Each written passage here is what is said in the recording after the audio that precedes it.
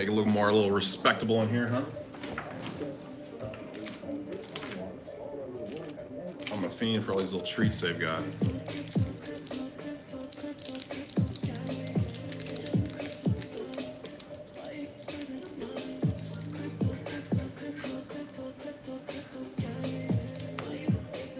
Yeah, first thing for new office, better internet.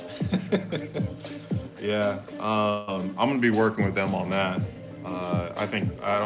I just gotta look into it. There's some stuff I gotta deal with. Yeah, but getting working internet where you know you're attached has been an issue that I've had for a while here. So do you think the new tax laws will slow the trade for BitConnect? I don't think so. BitConnect's got some plans to actually put some things into works for people that want to deal with their taxes. They've talked a little bit about that, but nothing that they have in the works yet. But it sounds like one of the things they want to do is give some people some information on that that want it to essentially be optional. So depending on your geography, where you see things in terms of wanting to do your taxes correctly and whatnot, that's going to be something that's going to be important for legitimacy of the business. So they want to be in the right with that, and one of the things that they've mentioned is doing some stuff with that, because there's capital gains, there's some different aspects to the taxation with cryptocurrencies. How those are going to be enforced, regulated, whatnot. It's a huge open field.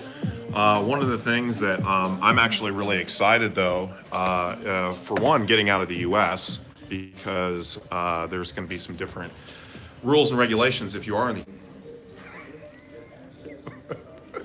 May needs a wire coat hanger. Yeah. So if I step outside too much, the internet stops working. I think that's what I've noticed. But anyways, what I was going to mention is you can see downtown Singapore from my balcony over here. Just over here, you can see downtown Johor, or Johor Bahru, Malaysia. And a little bit further down this way, you can see Indonesia. So from my balcony, I can see 3 different countries, and I can see the downtowns for 2 different areas here. So it's a really amazing spot that I've got here. But that's 3 different countries with 3 different enforcements with taxation laws, which is going to be an interesting dynamic, because you can go where you're treated best in terms of your business, in terms of your how you're reporting. You can have different advantages to having business in Singapore, maybe banking or some different things with the way they do taxation, and you can have different operations in some of the different cities. I'm sorry guys, but my Osmo's freaking out. I got the charger hooked up, so I think that's why. All right, so yeah, that's all I'm going to talk about with taxes for jeez.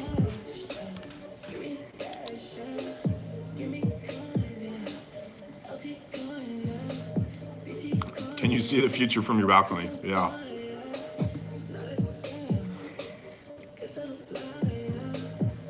Is Malaysia cryptocurrency friendly? I've heard some different rumors on some of the things. I think one of the things you have to consider is Malaysia's, business standards are much different than, say, Singapore, and maybe similar to Indonesia. Indonesia kind of gets a bad rap sometimes.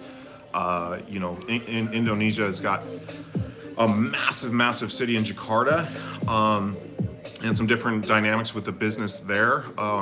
However, Kuala Lumpur is much more well known as being a kind of center for business and infrastructure in Southeastern Asia.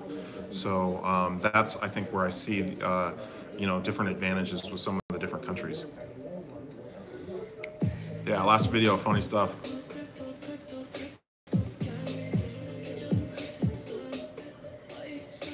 Yeah, I have a lot of technology issues today. I don't know what's going on with my Osmo. My Osmo just comes down for 5 seconds and then comes back up. Jesus.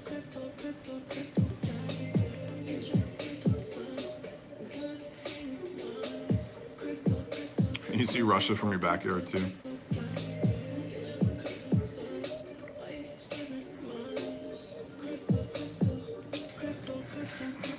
Yeah, I know. I need a girl. I need my camera girls. I'm gonna take this out of this right here. Let's do it like this. I don't know what's going on with my Osmo.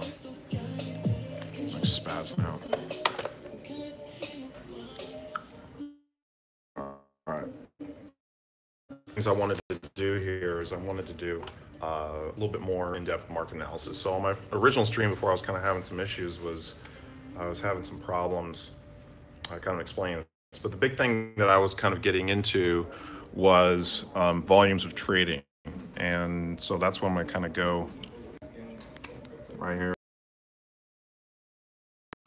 Dynamics with Ripple that I kind of went over in my previous stream, but you're seeing it as the top cryptocurrency pair being traded in some of these major exchanges, and as well as Bitcoin. So this is just really a shaky stream. Let me bring this out a little bit.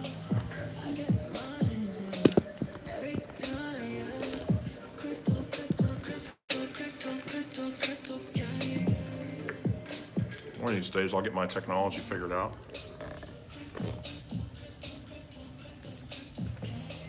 All right, that's good. I had to charge my battery a little bit, but I think it should be good for a while, but I can't stay on too long. I think I'm gonna try to stay on for about 20 to 30 minutes, and hopefully my battery holds out for that. So I apologize. Thanks for you guys sticking with me here.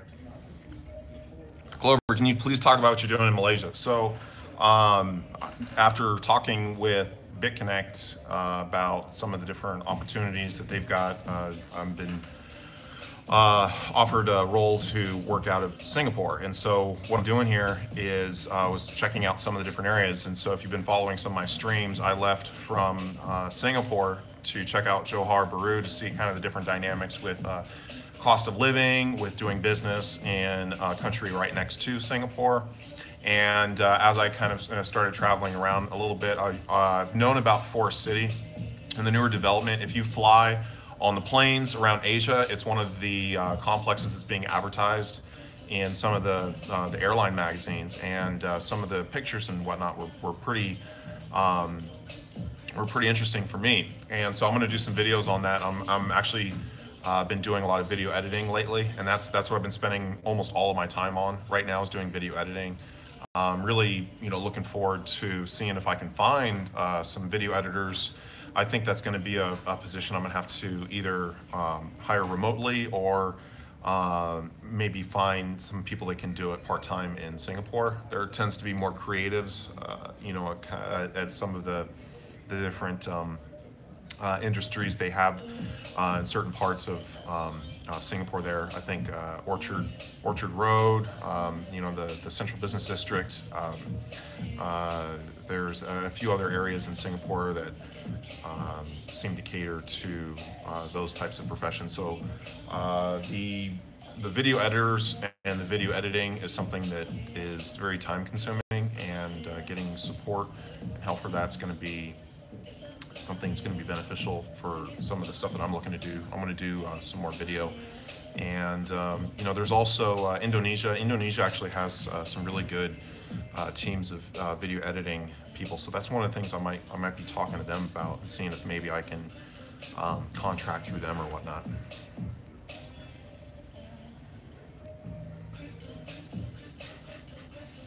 Monkey Future Money course is free. You're there for BitConnect or personal biz? I would say both. This is where the cryptocurrency landscape is heading, in my opinion. Yeah, the cost of living here in Malaysia is much better than Singapore, and so that's, I think, why I was interested in, your money goes further out here in Malaysia. And there's actually, they're building a high-speed train that's going to connect Forest City to the Shanghai airport, or not Shanghai, but the Singapore airport, but it's called Shanghai. So there's some interesting dynamics there. It's a very forward-thinking city. The project here in Forest City in Malaysia is incredible. It's where I want to live.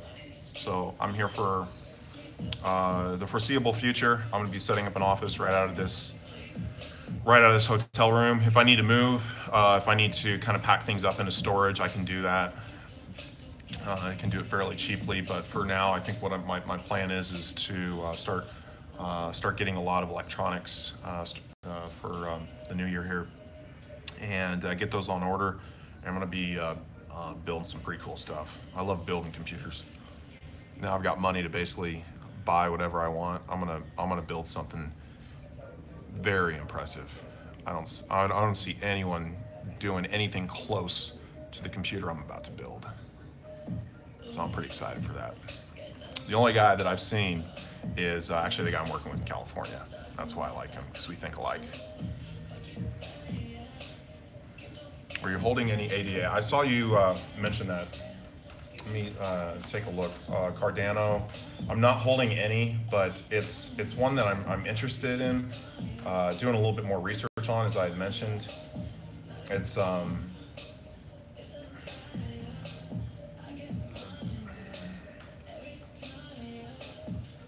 this is not one that I really anticipated coming up this much in market value, to be quite honest.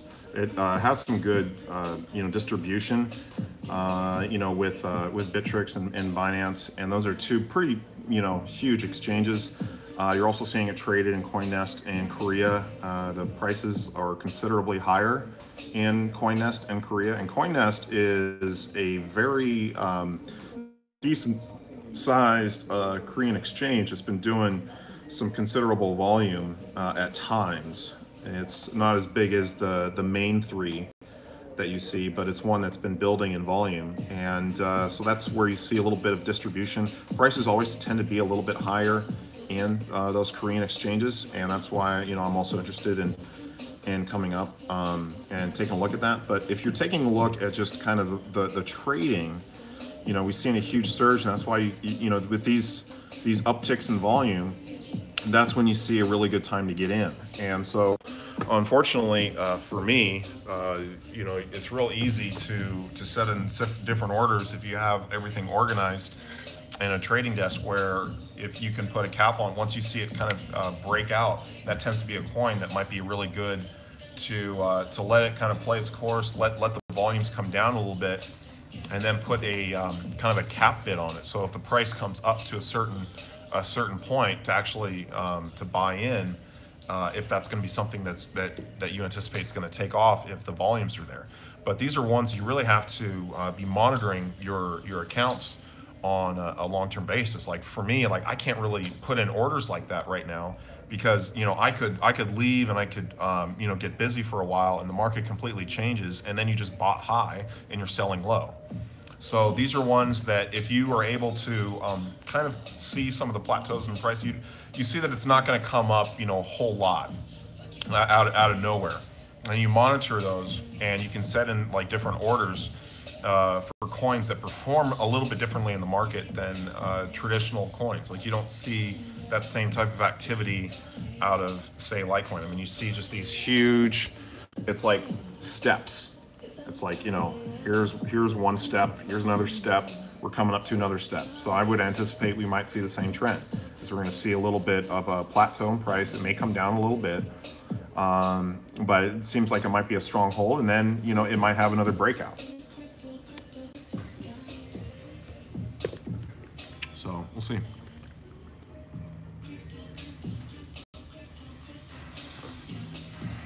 How optimistic can new investors be with BitConnect in terms of promotion after a week like we had coming into the new year? I'm not sure what you mean by a week like we had coming into the new year. Let's take a look. I think if you're just talking about how it was at 450, came all the way down, and then has kind of recently come back. I mean, it's a market like anything else, and so if one of the things you're looking at is the price of the coin. So you're skeptical of the price of the coin as opposed to maybe something like the lending platform. If you're having those huge dips in price, that's as in the market as a whole, that's when you have BitConnect being essentially, for new people into cryptocurrency, being one of the the best hedges, because you're making money in down markets. You're making a lot of money in down markets. And if you're actually trading cryptocurrencies as a full-time gig, there's a lot of opportunity in the market to do that. You just don't have the time for it because you're busy. And so people get skeptical of platforms like BitConnect because they don't really understand cryptocurrencies as a whole. And typically, when I start talking with people, and I'm not, saying this person is or isn't, but it's typically people that have very, very little experience with cryptocurrencies as a whole. Maybe they've been watching, but they've never actually bought, Bitcoin. And so they've never actually experienced, the price rises and fluctuations. They're looking at it from an outsider's perspective, and they question, the volatility. And that's what scares them about getting into cryptocurrencies. But there was a great article. Let me bring this up. There was a great article that was posted about BitConnect that I wanted to bring up to you guys. I don't know if I can share this. Bear with me one sec here.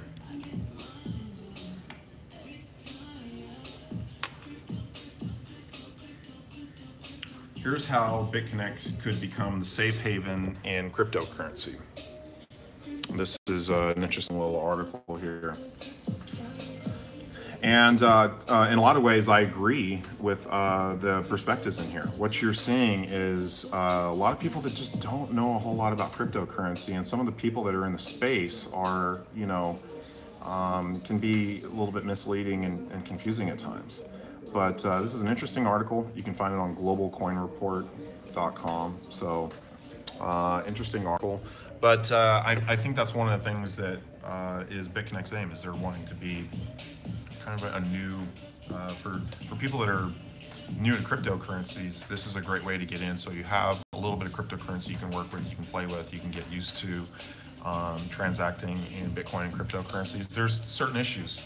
And so this is a big issue that I was having with my card here. See, look at this. In BitPay, I've got $5 in my account, right? And I've been having the hardest time. And so I use BitPay as one of my main cards. So let's say I want to add like $3,000, okay? So I'm going to come in here, and what I'm going to do is, it's going to take a little while here to refresh. And so what you have is you have something that comes up here where you can scan, you can send in, if you have, your phone, you can load it, through your phone, or you can do it in something that's able to accept QR codes. But typically for most, people, we just need the address. They're giving you a little bit of a warning here, but they're going to give you the Bitcoin address. And so they give you the exact amount to transfer to your BitPay card, and then they give you the address right here. However, this has changed, and I'm not sure why they've done this. I've been looking into it a little bit. They used to just give, you can't select anything. You can't select only a portion of this. It gives you a website. So let me just zoom in right here. So you have this website right here, and there's no way for me to actually manipulate this. And as you can see, it trails off, and it doesn't give you the full address. And so all you can do is copy that. I just one-click copied it. And what ends up happening is, let's see here. Let me do a new. So what ends up happening is the address that you get is only 22 characters long, which doesn't work as a Bitcoin address.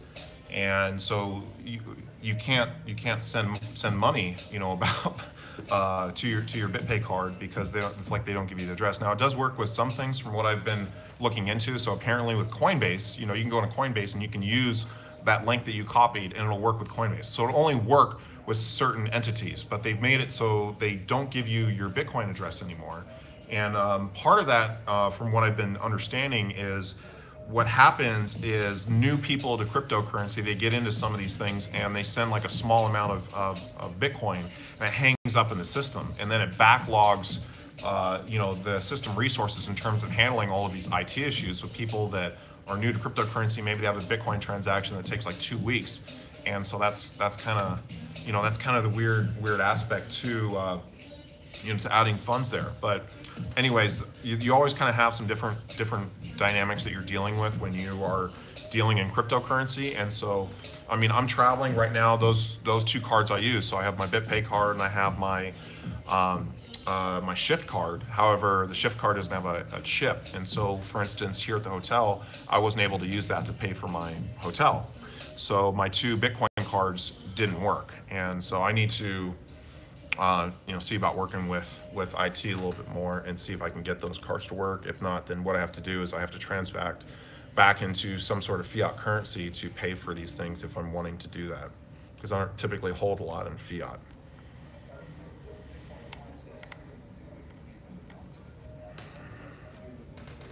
I always do a test transaction that's not good, so you can see the address. Yeah, like I'll paste it into like Notepad or something, and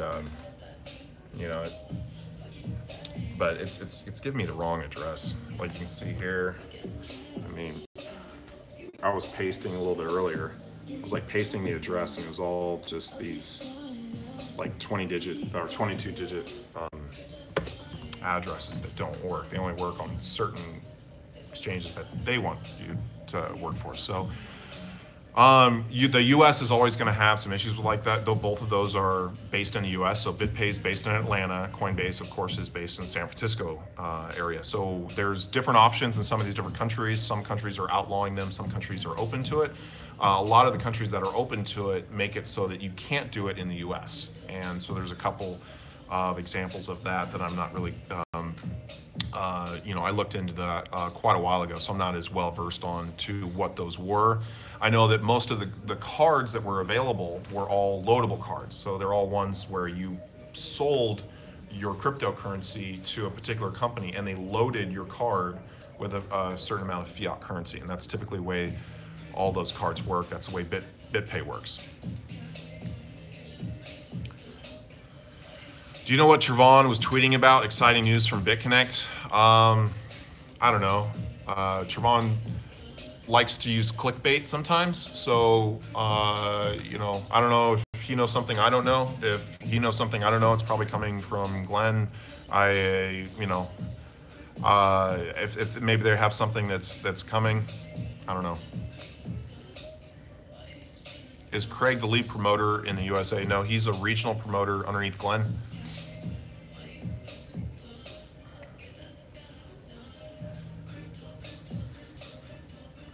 SALT is about the lending, but I feel it would be highly regulated moving into 2018, and thus it will come to a halt.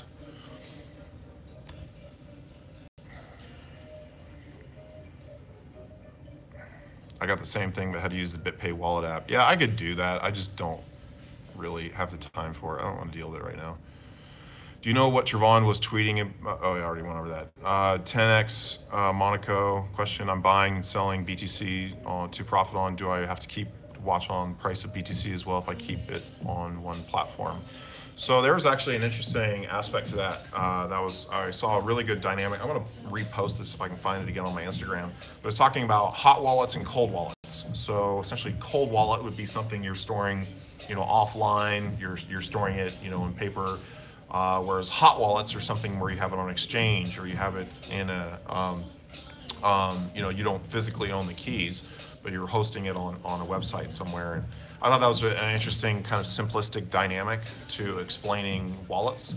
And for me, I don't hold any cryptocurrency in cold storage right now. I want to get into that a little bit more.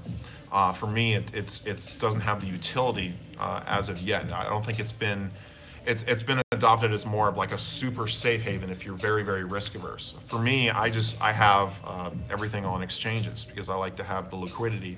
I like to be able to move things around.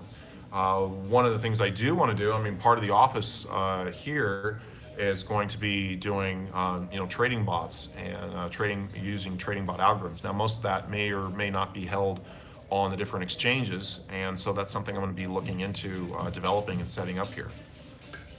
But I think that's an interesting topic of conversation.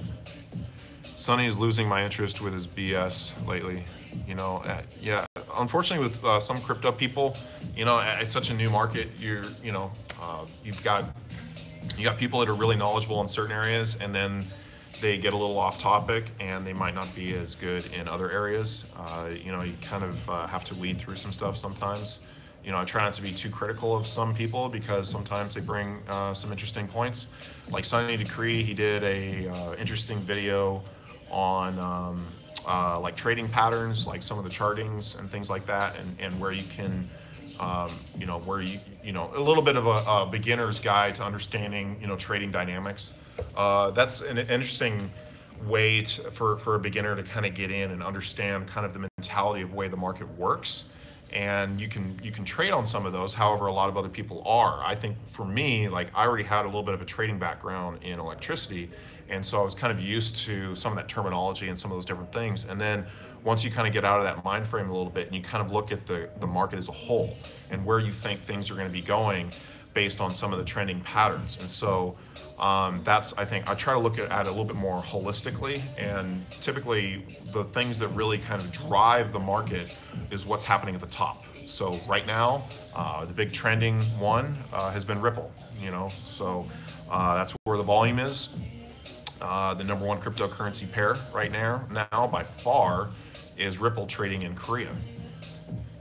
And that's a lot of that is through you know, API transactions where you have you know, companies that have figured this stuff out and they're trading cryptocurrencies you know, in an office like one that I'm about to set up, where they're using an API to connect directly into the exchanges and trade on different indicators.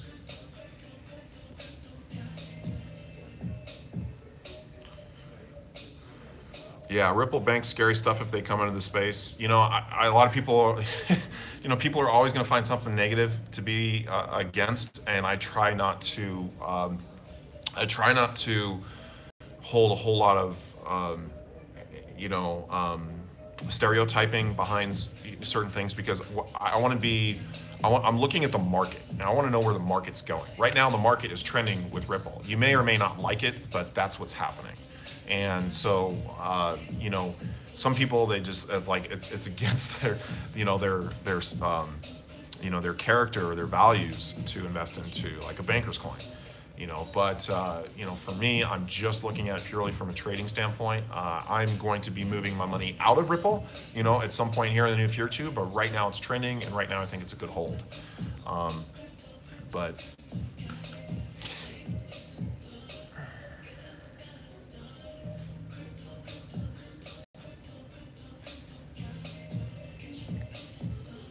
just signed up for a trading course tonight through Crypto News YouTube channel. Check their channel out; they're good. Yeah, I'll take a look into it. I'm always looking to learn new things. I'm gonna be now. I'll have some more time to focus on this aspect, and that's gonna be a very big point of focus for me in 2018.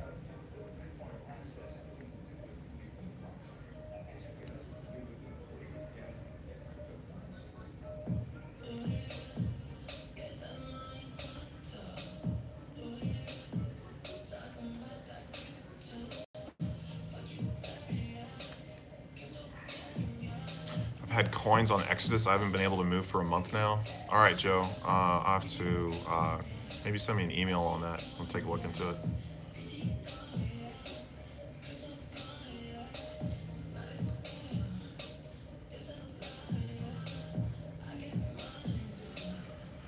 Crypto YouTuber Sunny did a crypto YouTuber poll.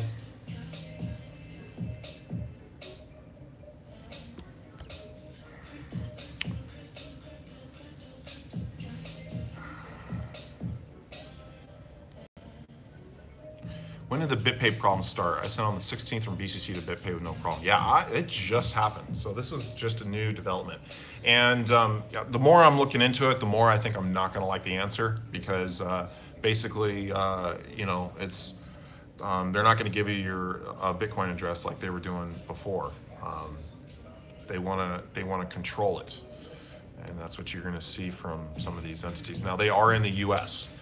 And I think one of the things they're looking at is they may be under the microscope of the IRS and whatnot. And so from the way I understood it, or the thing I was reading, I have to find that, but there was an article I was reading when I was looking into this that basically was saying that that what they're doing is they're going to allow it with Coinbase. So if you have money in Coinbase, you can send it to BitPay. But it sounds like there's only a few other ones that are accepting of that kind of URL address that they're doing. But that's like a new change. So they're going to give you this address, and so that address doesn't work with BitConnect or other lending platforms that or any trading platforms. You just need the address. So there's only going to be a couple that's going to work with. Coinbase is one of them. Yeah, I got BitPay too, so I could avoid Coinbase. So,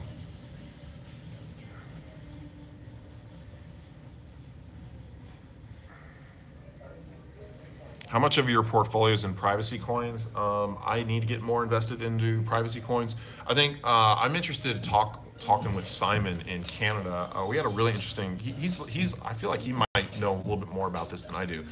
And one of the things he was bringing up was some of the different technologies and whatnot, and how some of them aren't as anonymous as they may seem. Monero being, the prime example.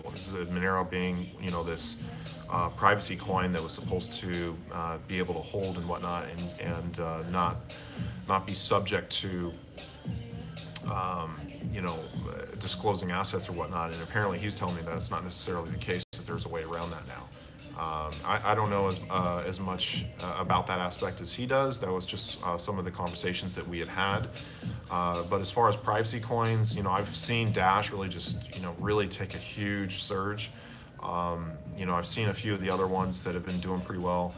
I'm gonna be interested in doing like a kind of a more in-depth video where I have some time here to go over and break some of these things down on a more concise video that I'm going to be editing, and I want to do something on privacy coins. I haven't been as up on the recent topics as I'd like, and part of that's just because I've been traveling so much.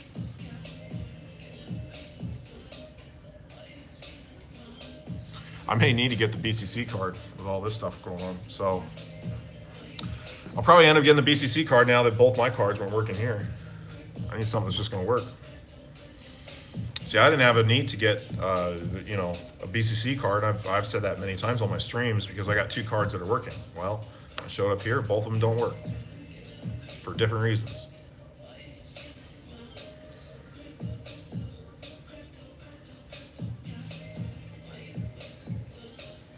What happens to the price of Bitcoin when the US dollar collapses? So, it's, like anything else, it's a market. So, fiat currencies are going to trade against each other. And, I think that, that would be a pretty major deal. It's still, cryptocurrencies are still going to hold their value. And you're just going to maybe have to transact in a different currency. I don't see it devaluing necessarily the currency because it's a worldwide phenomenon. It's worth, a lot in other countries as well. So if you have a situation where, you have like a global recession because of, the top reserve currency being the US dollar collapsing, it's cryptocurrencies are just going to, they're worth, so much in other currencies. And one of the other things is you can trade in, and that's kind of the arbitrage with, like, for instance, maybe it's just a good time to get into the Korean won. And I've been showing this. Let's take a look, because it's always interesting to me when you're taking a look at the market with Bitcoin and you're looking at some of the other price discrepancies with different exchanges. I mean, this is just crazy. Look at this. So Bitcoin right now is $13,000, but if you want to sell it or you want to buy it in Korea, it's almost $18,000.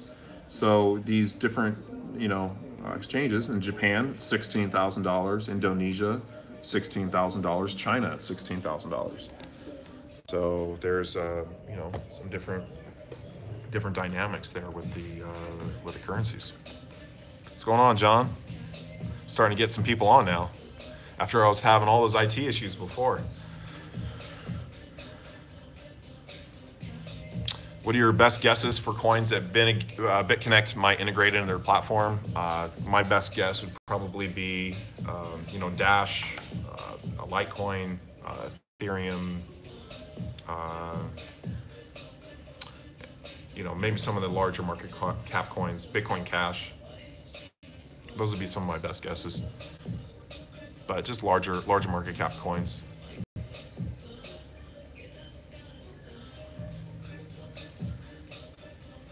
The dollar crash could turn the U.S. into a Mad Max scenario.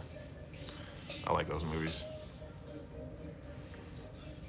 What do you think about Ember coin for the coin exchange on the 1st? I don't know about the coin exchange on the 1st. We can take a look at Ember coin.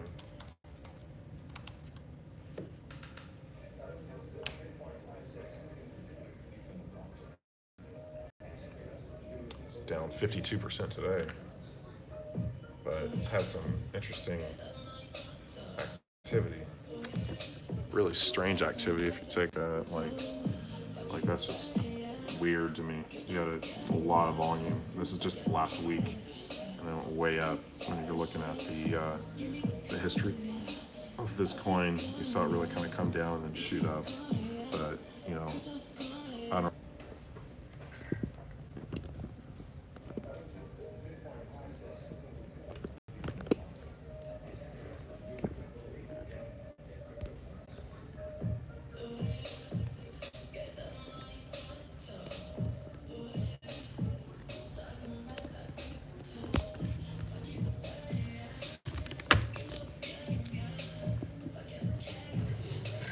You guys can see the video.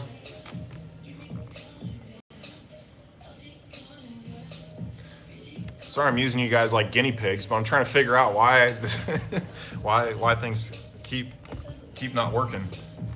Okay, cool. We're back. Use LightPay. LightPay. Let me take a look at LightPay.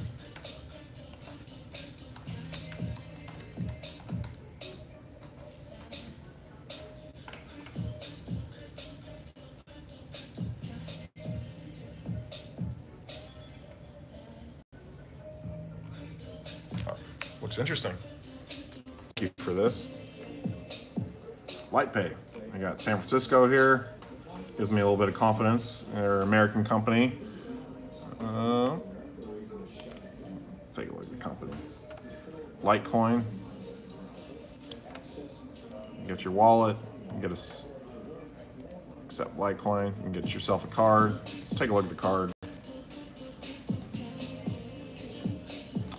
LightPay card.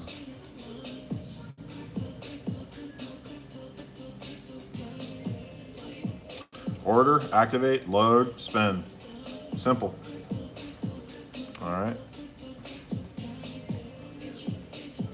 All right, I'll look into that a little bit.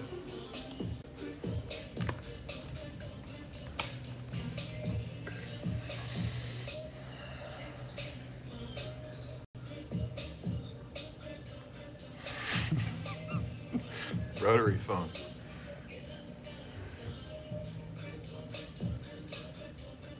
Wall outlet charger is your friend. Battery's not required.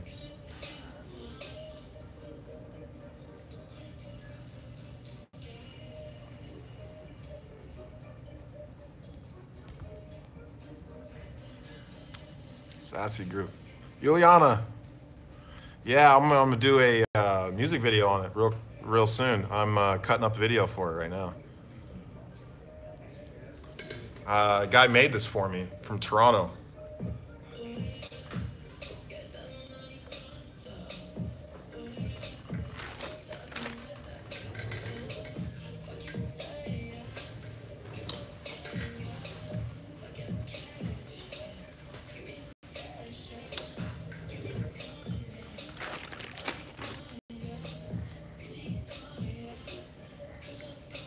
I'll be in your video. Just kidding. I need video. I asked the artist if he'd give me some video for me to include in. He was like, no. Oh man, not this issue again. Somewhat awesome. Just like it just drops when I have my charger hooked up to it.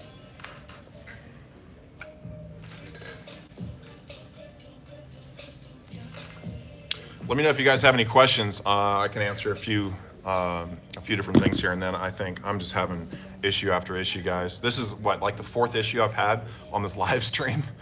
So I'm gonna try to get everything set up here, and I'm gonna be doing, you know, I'll have my phones charged. I'll have this guy charged, so it's not doing this. Yeah, I need air conditioning here. It is really hot. It's more humid more than anything else. No concerns with BitConnect? Yeah, I got none. I'm not still having any issues. Okay, I'm just have to turn this off, I guess. Fuck. Sorry, guys.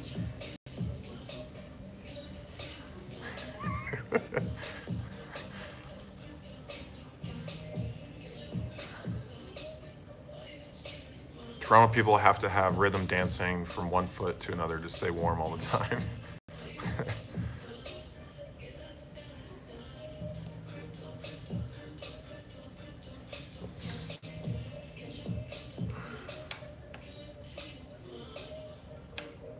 I want to look at some of the trending coins real quick.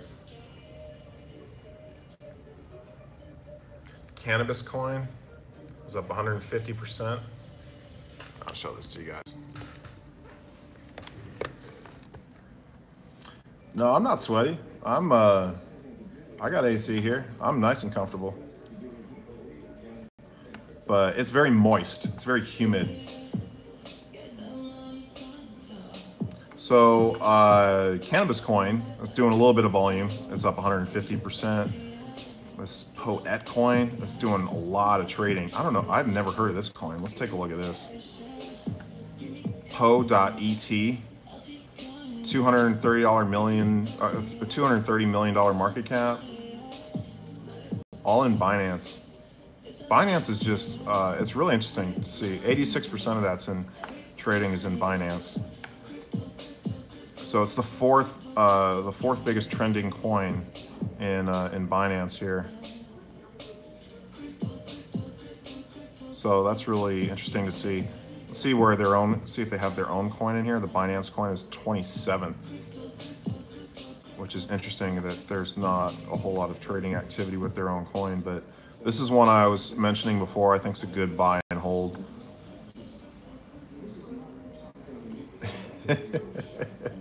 Joe.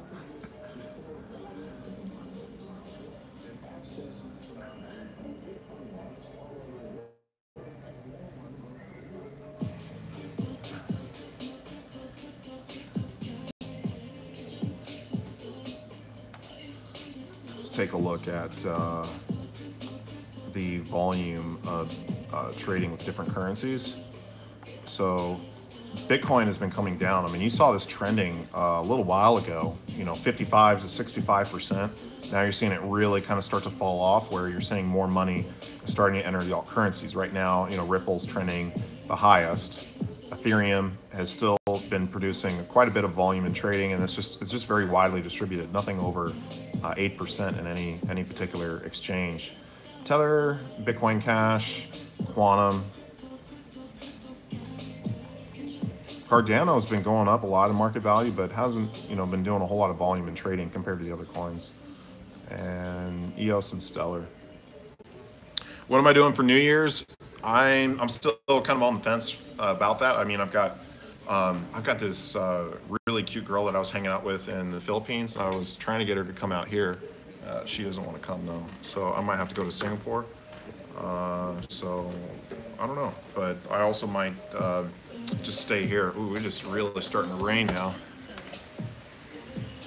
It rains really hard here. But they have a New Year's party right above my hotel room here. And if I could get my Wi-Fi to work correctly, I wanna do a live stream from there tomorrow and show you guys that. It's really cool because right on the deck, you can see downtown Singapore, you can see downtown Johor Bahru, and you can see Indonesia. You can see 3 different countries right from the balcony up there. It's gorgeous. And I think you're going to be able to see all the fireworks coming from downtown Singapore, coming from downtown Johor Bahru, and they're having a big party up there. So I think that's probably what I'm going to end up doing, unless I get pulled into Singapore. But I like to keep my plans open. Clover, why don't you stay and I will go to Singapore? Yeah, I mean, Singapore is really, really nice, really nice, you know, and you know, but I just dropped $3 grand, you know, on this place. I'm gonna stay here for a little bit, get everything set up, but I want to do a little bit of traveling. I might come here, you know, might go a few different places on the weekend or something, but I'm setting this up as an apartment and an office. It's beautiful here. I can see 3 different countries from my balcony.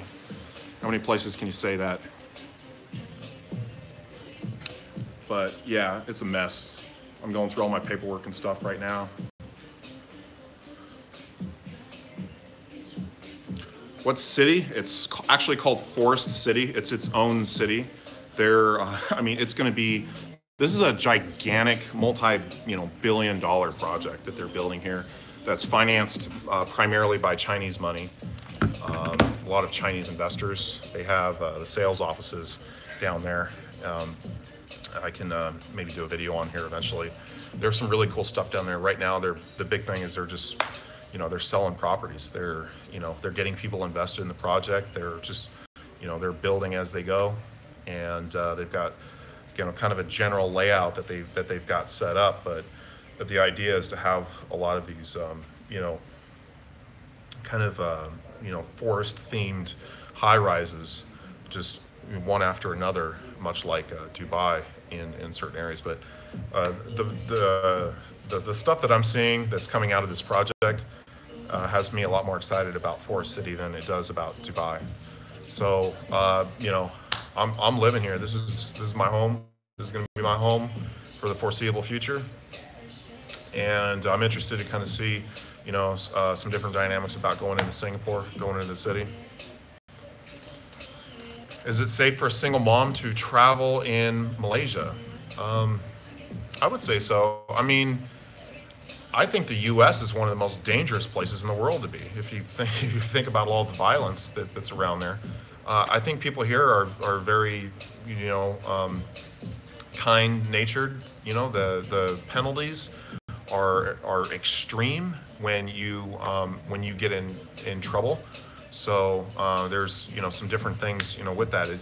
I think that there's certainly some areas that you need to be cautious of. I wouldn't, you know, wander too far. Like I wound up in a real shady spot, you know, one of these nights when I was coming here, when I was working with some guys, and I didn't even really realize it was that shady. I don't have the same fear because, you know, I'm a big guy and it's just me traveling. But here in Forest City, right outside the city is Legoland Malaysia. And I actually did a ton of video on Legoland Malaysia, and I've been cutting everything up, and I'm going to be posting that pretty soon. It's like kids' paradise. It's so awesome there. They have all kinds of different things, and it's so big, and it's brand new. So everything here is new, and I think you're seeing a lot of foreign investors starting to invest in this part of the world.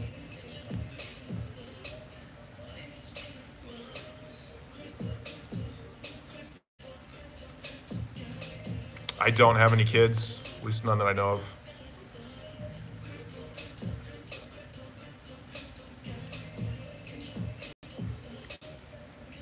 Expensive to buy a place there? Not really, not in Malaysia. Singapore, yeah. Singapore is very expensive. You can get a tiny little apartment that's really, you know, nothing to look at, you know, and it could run you like $1 million. Singapore's just got crazy money. And that's one of the reasons why I was like, you know, I need to see what other options there are just outside of Singapore. And that's the great kind of advantage here. You know, they've got a bridge right over here that's not nearly as bad as the Johor Bridge. The Johor Bahru Bridge, you know, you're going to wind up through customs. It might take you an hour to cross that bridge just to deal with customs and whatnot, depending on traffic and time of day. But this one over here, it's not getting any traffic right now, and they're going to have like a high-speed rail. It's going to go back and forth between these areas. So they're getting some things set up so that you're going to be able to travel more freely between these two countries.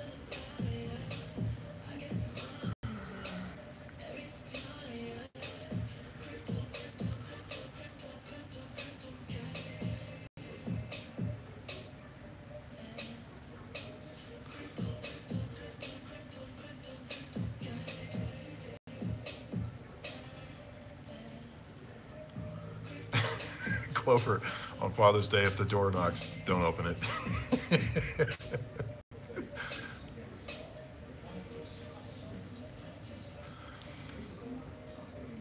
Why is BitConnect so successful in Vietnam? I think a lot of it has to do with them being kind of some of the first people in BitConnect. And I think that was, kind of one of the main reasons why you saw them do so well in that market. Here, I'm going to adjust this a little bit.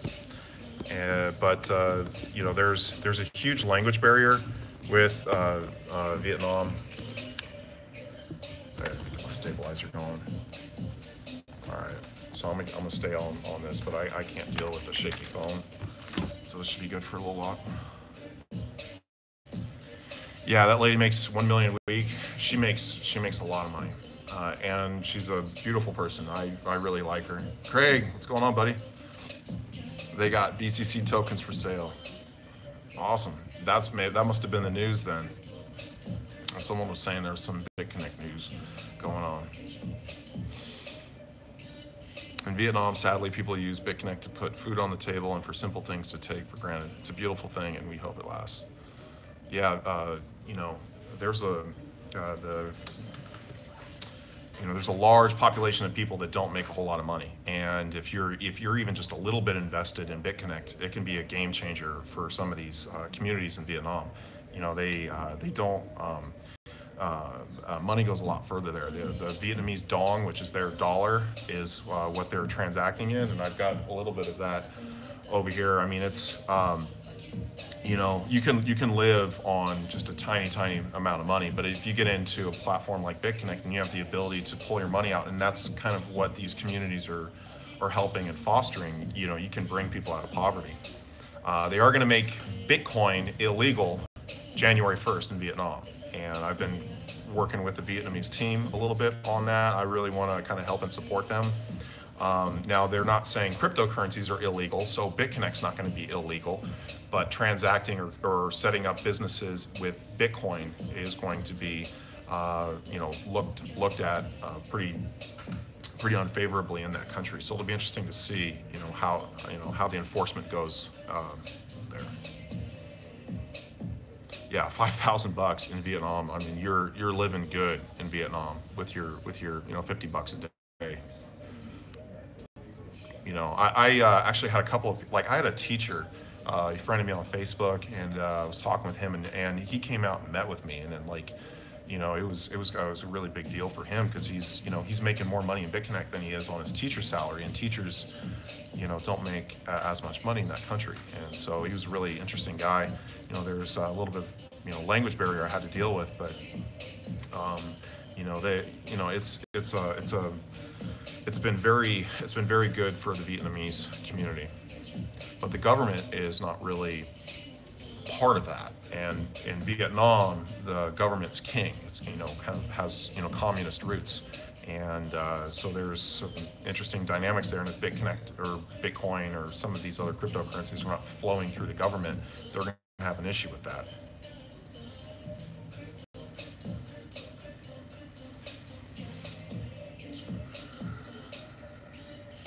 What would be the cheapest place to go with a couple of kids in Malaysia as far as making your money go the furthest?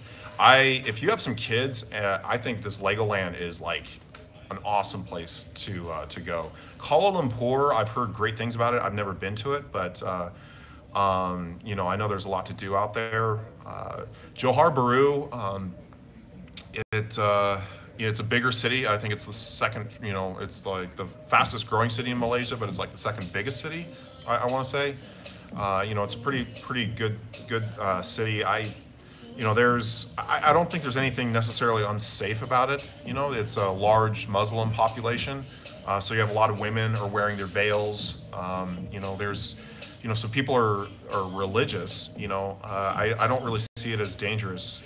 I think that a lot of people are just scared of going into a foreign country and, maybe getting ripped off or something like that. I don't really see that here, and especially with, a lot of the dishonesty with the foreign cultures was with like taxis and things like that. And if you have Uber, you're past all that now.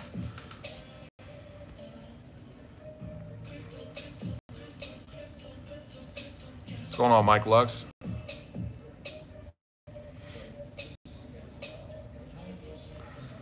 Clover, you gonna bring your puppy there? Yeah, I would love to have my dog here. I think that they're not gonna have a problem with it, and I think it's gonna be easier to get my dog into Malaysia than it would be to get my dog into Singapore. Singapore, if I brought my dog out, she'd have to stay in a cage in the airport for a month. So I don't know what the regulations are with Malaysia, but my dog's really old though. That's, you know, and she's starting to have health problems. So, you know, I have to go back and see her when I go back in the States. But yeah, you know, I'd love to bring her out here, but I would probably have to pay someone to help me take care of her. Crypto Doll, what's going on, girl?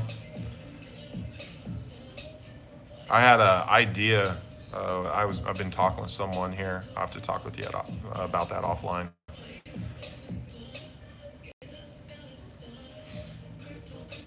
Like to come visit sometime, maybe summer. Yeah, I'd love to host you, man. This is it's a cool little area. You know, there's Forest City here, which is where I'm going to be staying, and this is where I'm going to be spending most of my time, mainly working. So that's going to be where I'm at. But you know, there's a lot to do in Singapore. There's a lot to do. I mean, you know, the other thing that's kind of great, you can hop on a plane here. You know, for an hour gets you. You know, you can go to Phuket, Thailand. You can go to Koh Samui. You know, you can go to Copenhagen. They have the full moon parties there with like 60, 70,000 people partying. You know, with music underneath full moon. It's just like I haven't experienced that, but I'm really interested in doing that. Pattaya is amazing. These are all places that are an hour away. You can go to Jakarta. You know, so it's like Robert in Vietnam, like you just hop on it, like they're right next to the airport. They just hop on a plane and come to Singapore just for coffee, you know. What's going on, Steve K? Yeah, I'm starting to get some people on now. It must be late there for you guys. I was trying to do these a little bit earlier because I figured that would be a good time to get people online.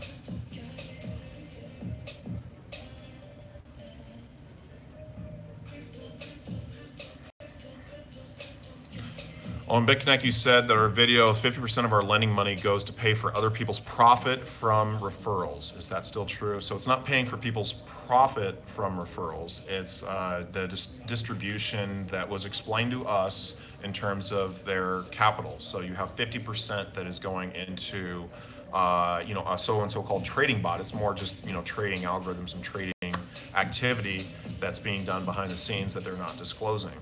And then the other 50% is more of what's referred to as a development fund. It's a reserve fund, and this is the way I was interpreting it is this is their own exchange. It's basically the way they're buying and selling on their own exchange. And so if they're creating profits and losses on buying and selling in their own exchange, that's part of that other 50% that they're using, and then they're paying out the profits that they get from those is what they're using to pay out affiliate commissions and referrals.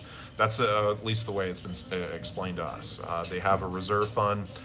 They make a lot of money on their exchange. BitConnect makes a lot of money a lot of different ways. So that's I'm going to be doing a little bit more in-depth videos on that here in the near future. But that's kind of the quick summation of that. Yeah, development fund, you could use that as a marketing budget as well. I mean, it's a lot cheaper to pay out affiliate referrals in a lot of ways than it is to invest a ton of money into marketing. I haven't made that much money in terms of like my referrals and whatnot. So the money that you end up getting from affiliates and referrals you can use for marketing, and one of the things I'm going to be interested in doing is having access to a development fund where I'll be able to use the development funds to help build and develop some of my teams underneath me. And so that's going to be an interesting thing that I'm going to be looking to do here in the future is building more teams. I'm not into buying Lambos or mansions or just having insane amounts of money. I want to change the world, and so I want to develop people that are interested in some of the same things I'm interested in.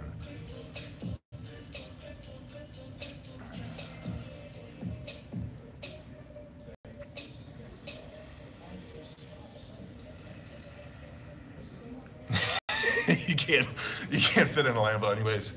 Yeah, you're probably right about that.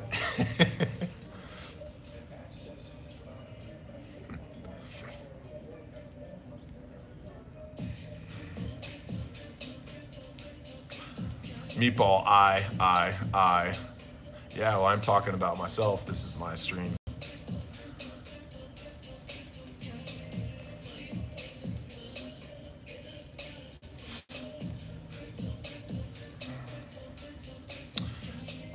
I raise money for a single mom here in Canada, but creating BCC account for a family in Vietnam that really needs it could have a bigger impact.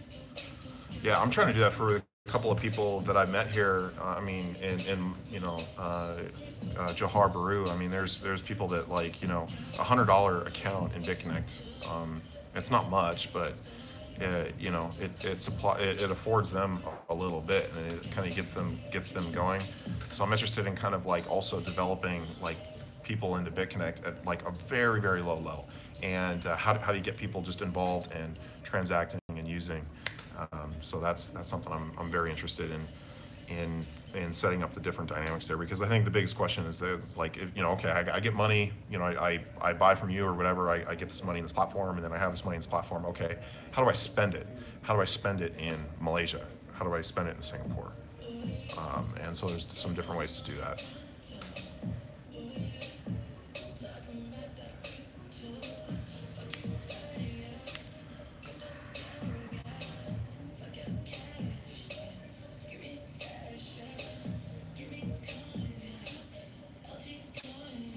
I'm 6'4" and have a Prius.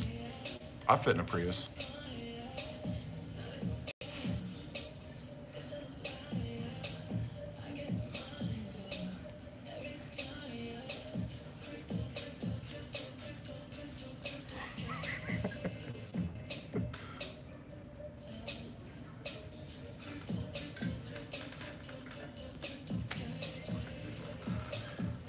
All right, guys, I don't know what else I can talk about here. I think I might get off the stream a little bit because my battery's about to die anyways. So maybe a few more questions, 1 or 2 more questions, and I got to get off. Buy BCC tokens. What is the price right now? Always like checking in with the price. Oh, it's thundering outside.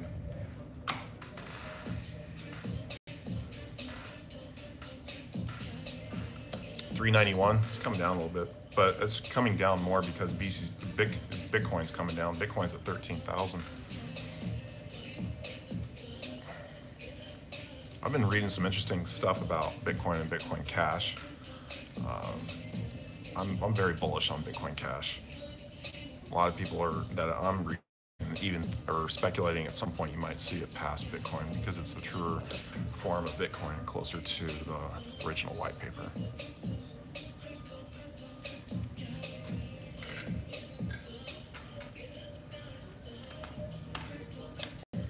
Do you sleep?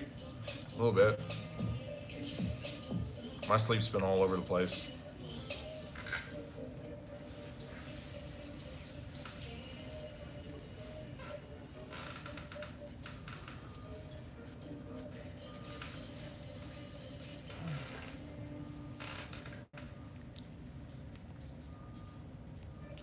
You need to get rid of Roger, though.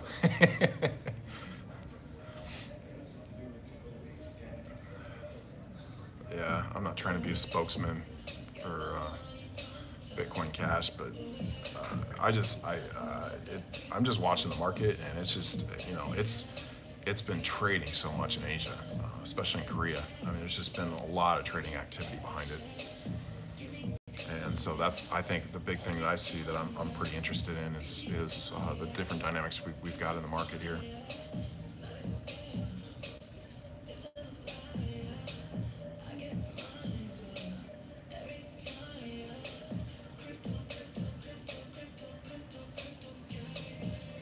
All right, guys, I appreciate you guys staying online. I'm gonna be I'll try to do a live stream here, you know, once a day, and I'll try to find a good time to get on. If you guys have some times that you'd prefer me to get on, or that's when you like to kind of watch, you know, YouTube live streams, let me know. I'll keep that in mind.